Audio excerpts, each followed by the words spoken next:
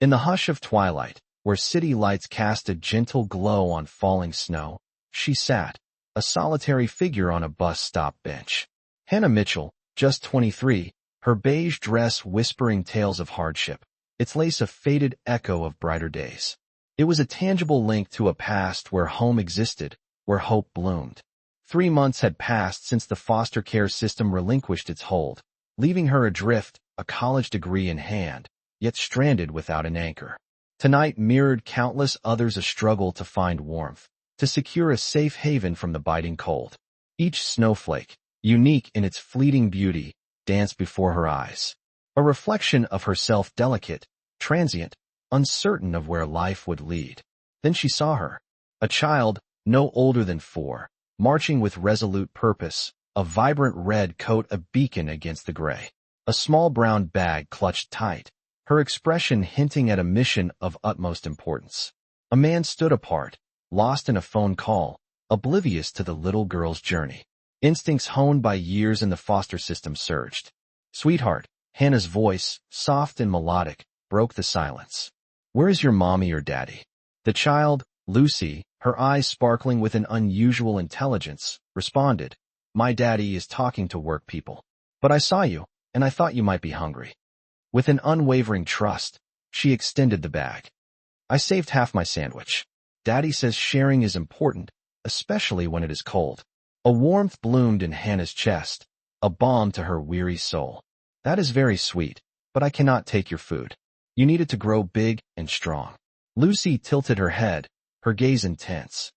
"What is your name?" "I am Lucy. I am Hannah," she replied, captivated by the child's genuine concern.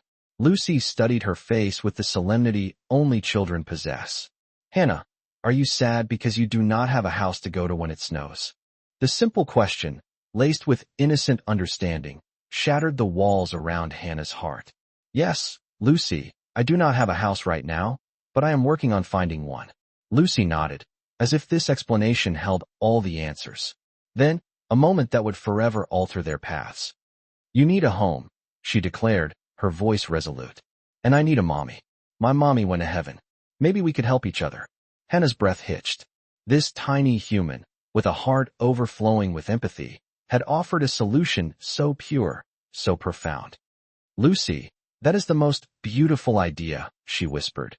"But things are complicated. Your daddy might not want a stranger." Lucy's eyes lit up. "Daddy says the best people are the ones who are kind when no one is watching. You were being kind to the snow, like it was your friend. That means you are a good person." Just then, Lucy's father, David, his face etched with worry, realized his daughter had wandered. "Lucy," he called, his voice laced with panic. "I am here, Daddy," Lucy responded, waving from Hannah's side.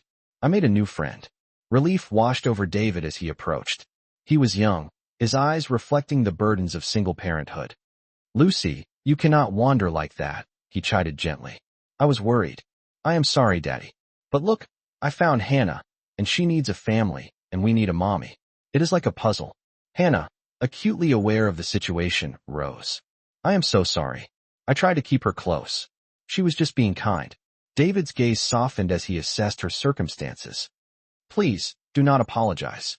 Lucy has a gift for finding people who need kindness." "I am David, by the way." "Hannah," she replied, moved by his gentle demeanor. Lucy tugged at his coat. "Daddy, Hannah is sleeping outside in the snow. Can she come home with us? She could sleep in the guest room and read me stories, since you are always tired." David hesitated, torn between caution and compassion. "Lucy, sweetheart," he began carefully. "Actually," Hannah interjected, "Lucy has a beautiful heart, but grown-up situations are complicated. I would never want to." David studied her, searching for truth. "Hannah, this might seem unusual, but would you be willing to come get some coffee while we figure out how to help? There is a diner nearby, and Lucy is right. No one should sleep outside." Over coffee and soup, Hannah learned David was a social worker, a champion for those exiting the foster care system. He understood her struggles intimately. "The system fails too many good people," he lamented, watching Hannah and Lucy together. "Not enough resources, not enough support." Hannah found herself sharing her dreams, her passion for education. David listened, truly heard her. "You know," he said thoughtfully, "the The school district is looking for substitute teachers. It is steady work, a stepping stone. Lucy chimed in. She could live in our guest room. Then she could visit us for dinner. Their eyes met, a silent understanding passing between them. Hannah, David said carefully. This is unconventional, but Lucy is rarely wrong about people. If you would be interested, we have a guest room, and I can help you connect with the school district. No strings attached, just helping each other. 6 months later, Hannah stood before her first grade class, a permanent teacher. The guest room had become home in ways she could never have imagined. Lucy, now 5, would visit after school, sharing stories, their bond strengthening. David had become more than a friend, a partner in building a family, a love born of shared values. One snowy evening, a year after their meeting, they decorated the Christmas tree. Hannah, Lucy said, do you remember when I said you needed a home and I needed a mommy? I remember very clearly, Hannah replied, smiling. Lucy grinned. I was right, was I not? Sometimes the best families are the ones that find each other when they need each other most. David took Hannah's hand, marveling at Lucy's wisdom. Yes, Lucy, Hannah said, her heart full. You were absolutely right. Sometimes the most beautiful gifts come disguised as chance meetings on snowy nights. As the snow fell, Hannah reflected on her journey, from the cold bench to this warm home, filled with love. Lucy had been right. Healing blossoms when we open our hearts, when we recognize that family is not just blood, but a choice, a bond forged in kindness.